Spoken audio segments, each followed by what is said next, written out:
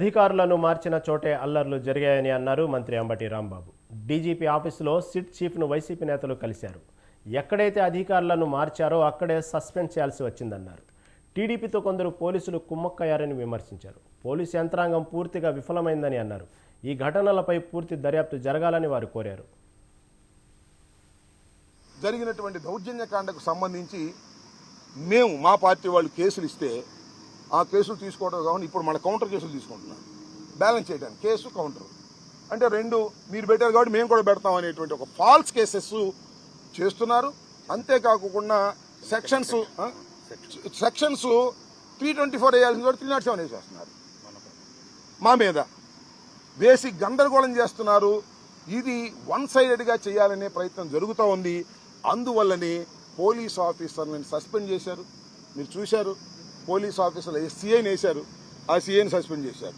ఎవరు వేసింది ఎవరు? ఎన్నికల కమిషనే. సస్పెండ్ చేసింది ఎవరు? ఎన్నికల కమిషనే. ఎస్పీని వేసింది ఎవరు? ఎన్నికల కమిషనే. సస్పెండ్ చేసింది ఎవరు? ఎన్నికల కమిషనే.